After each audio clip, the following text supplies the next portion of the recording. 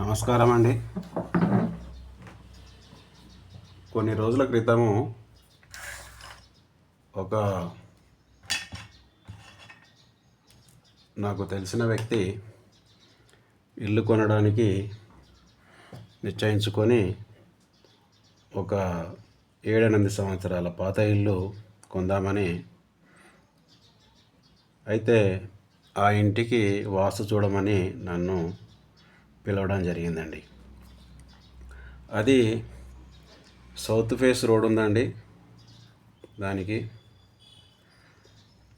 ఇక్కడ దక్షిణాగ్నేయంలో గేట్ ఉంది. ఇది పర్ఫెక్ట్ అండి, ఇక్కడే ఉండాలి ఇది. ఇకపోతే వాయవ్యంలో మెట్లున్నాయి, ఇది కరెక్టే. ఇంటి లోపల వాస్తు ఒక బాత్రూమ్కి వాయవ్యం పెంచి కట్టడం జరిగింది. ఇంకో బాత్రూమ్ మాత్రం బాగానే ఉంది. ముఖ్యంగా దీంట్లో అసలైన తప్పు నాకు కనపడ్డది ఏంటి అంటే, ఇక్కడ బోరింగ్ పాయింట్ ఉందండి. ఇది చాలా తీవ్రమైన దోషం. ఎందుకంటే మనకు ఈ ఈశాన్యం, మన ఇంటికి ఈశాన్యంలో ఉన్న పిల్లర్ నుండి ఇంటి ప్రహరీ గోడ ఈశాన్యానికి మనము ఒక లైన్ కనుక కొడితే దీనిలో బోరింగు పడకూడదండి. ఇది నెంబర్ 1 పాయింట్. నెంబర్ 2 ఏంటంటే, ఈ ఈశాన్యానికి ముందు భాగం ఏదైతుందో ఇలా ఒక లైన్ కొడితే దీనిలో కూడా బోరింగ్ పాయింట్ అనేది ఉండకూడదు. అలాగే ఇక్కడ ఈ పిల్లర్కి ఉత్తర భాగాల నుంచి స్ట్రేట్గా ఒక లైన్ గీస్తే ఈ లైన్ మీద కూడా మనం బోరింగ్ పాయింట్ లేకుండా చూసుకోవాలండి. కానీ ఈ ఇంటికి కరెక్ట్గా ఈశాన్యంలో అతను బోరింగ్ వేయడం జరిగింది. నేను అతనికి చెప్పాను, ఇల్లు కొద్దో గొప్ప మంచిగా ఉన్నప్పటికీ ఈశాన్యంలో ఈ బోర్ పాయింట్ రావడం చాలా తీవ్రమైన దోషం కాబట్టి దీనిని మనం కొనుక్కోకపోవడం మంచిది అని చెప్పడం జరిగింది. లేదా ఈ బోరింగ్ పాయింట్ని మూసేసి మీరు ఈ 3 గీతలకు తూర్పు ఈశాన్యంలో ఈ ఉత్తర ఈశాన్యం ఎక్కడైతే ప్రహరీ గోడ కలుస్తుందో ఈశాన్యం పిల్లర్ నుండి ఈ లైన్కు పడకుండా, ఇక్కడ ఈ లైన్కు పడకుండా తూర్పు ఈశాన్యం వరకు, ఇక్కడ ఉత్తర ఈశాన్యం వరకు ఈ లైన్లో పడకుండా మీరు వేరే బోరింగు కొత్తది వేయించుకొని మీరు కొత్త బోరింగ్ వేసుకుంటా అంటే కొనుక్కుంటే ఒక బాత్రూమ్ ఒకటి రిపేరు దాన్ని చేంజ్ చేయించుకుంటే నడుస్తుంది అని చెప్పడం జరిగిందండి. సో ఈ ఇంటి ఓనరు ప్రస్తుతం జాబు నిమిత్తం బయట ఉంటాడు. ఇందులో కిరాయి వాళ్ళు ఉన్నారు ఇప్పుడు.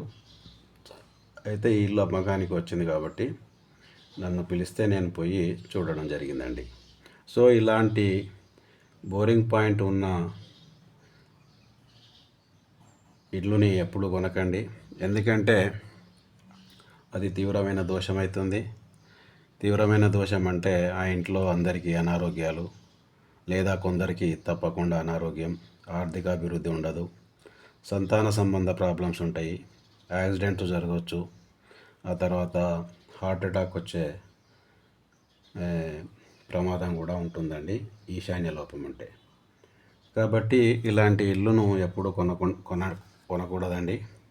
మీరు ఎవరైనా ఇల్లు కొనుక్కోవాలనుకున్నా లేదా కట్టుకోవాలనుకున్నా బోరింగ్ పాయింట్ మాత్రం ఇలా ఈశాన్యం పిల్లర్ నుండి ఈశాన్యం ప్రహరీ గోడ వరకు ఒక లైన్ గీసుకుంటే ఇక్కడి నుండి ఇక్కడి వరకు పడొద్దండి. అలాగే తూర్పు ఈశాన్యంలో పడొద్దు, అలాగే ఉత్తర ఈశాన్యం వరకు ఈ లైన్లో పడొద్దండి. ఇక మిగతా ప్లేస్లో మీరు ఎక్కడైనా వేసుకోవచ్చు. కాకపోతే అది కూడా డోరుకు ఎదురుగా ఉండకూడదు, ఆ తర్వాత ఈ మెట్లకు ఎదురుగా ఉండకుండా చూసుకుంటే చాలా మంచిదండి. ఇది బోరింగ్ పాయింట్ విషయం అండి. ఇక్కడ వాటర్ సంప్ విషయం కూడా నేను ఇందులో తెలియజేయదలుచుకున్నాను. ఇక వాటర్ సంప్ విషయానికి వస్తే ఎప్పుడే కానీ మనము ఉత్తరము ఇక్కడ వాయవ్యంలో 2 భాగాలు, ఈశాన్యంలో 2 భాగాలు స్థలం వదులుకోవాలండి.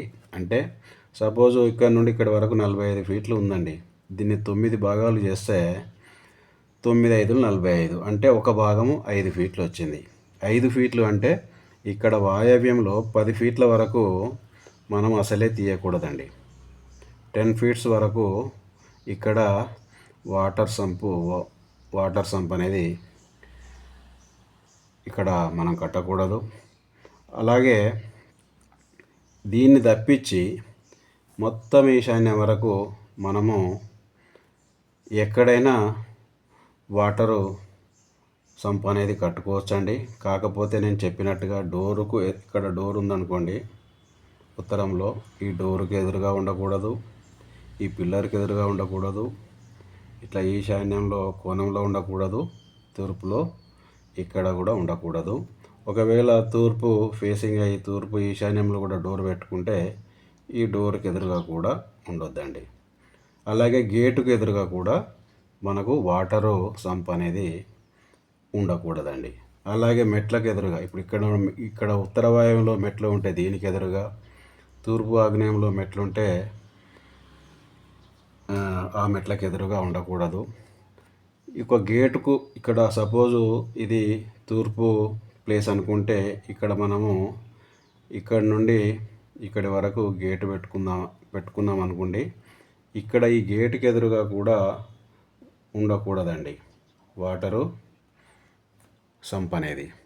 సో ఈ గేటుకు ఎదురుగా ఉండొచ్చు అని మన గారు తిరుపతి రెడ్డి గారి పుస్తకంలో మాత్రం రాయబడిందండి.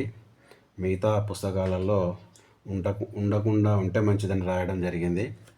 సో నేను అబ్జర్వ్ చేసిన కొన్ని ఇళ్లలో ఈ గేటుకు ఎదురుగా వాటరు సంపుని కట్టుకోవడం జరిగిందండి. ఎందుకంటే సిటీలో చిన్న ప్లాట్స్ ఉంటాయి కాబట్టి వాళ్ళకు ప్లేస్ దొరకక ఇప్పుడు ఈ ఆగ్నేయంలో 3, 3, 6 లేదా 7 ఫీట్ల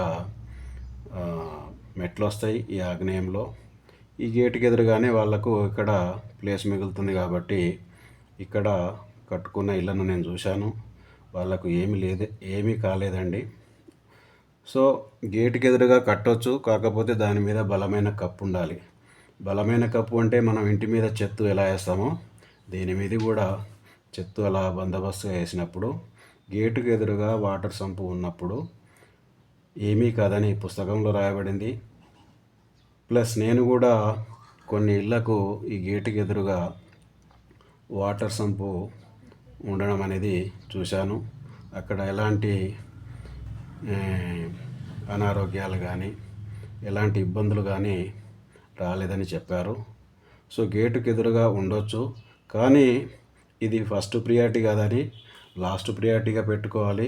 ఎందుకంటే మనకు విధి లేని పరిస్థితిలోనే గేటుకి ఎదురుగా మనం వాటర్ సంపు కట్టుకోవడం ఉత్తమం.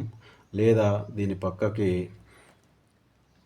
ఈ ప్లేస్లో కానీ లేదా వాయవ్యంలో 2 భాగాలు వదిలిపెట్టి ఈ మొత్తం కానీ, అలాగే ఆగ్నేయంలో 2 భాగాలు, అంటే ఇది కూడా 45 ఫీట్లు ఉంటే దాన్ని 9 భాగాలు కనుక చేస్తే ఒక భాగం 5 ఫీట్లు అవుతుంది కాబట్టి 5, 5, 10 ఫీట్లు ఇక్కడ ఆగ్నేయంలో వదిలిపెట్టి ఇక్కడి నుండి ఈశాన్యం వరకు ఎక్కడైనా కట్టుకోవచ్చు. కాకపోతే అది డోర్కి ఎదురుగా ఉండకూడదు, ఈ కోణంలో పడకూడదు, ఈ కోణంలో పడకూడదు, ఈ కోణంలో పడకూడదు. సో మీరు ఇందులో వాటర్ సంపు కట్టుకోవచ్చు, ఇందులో వాటర్ సంపు కట్టుకోవచ్చు. ఆ తర్వాత ఇక్కడి నుండి ఇక్కడి వరకు ఎక్కడైనా కట్టుకోవచ్చు. ప్లస్ ఇక్కడి నుండి ఇక్కడి వరకు ఎక్కడైనా కట్టుకోవచ్చు. కాకపోతే డోర్కి ఎదురుగా మాత్రం కట్టొద్దండి. సో ఇది water sump plus boring point గురించి మీకు ఈరోజు తెలియజేశాను. మీరు ఇల్లు కట్టుకునే ముందు నేను చెప్పినట్టుగా ఈ జాగ్రత్తలు తీసుకోవడం మంచిదండి. ఒకవేళ మీకు నన్ను సంప్రదించాలనుకుంటే ఇక్కడ నా నెంబర్ ఉంది. నా పేరు బిఎన్ రెడ్డి, ఉప్పల్ డిపో దగ్గర ఉంటాను. Thank you very much.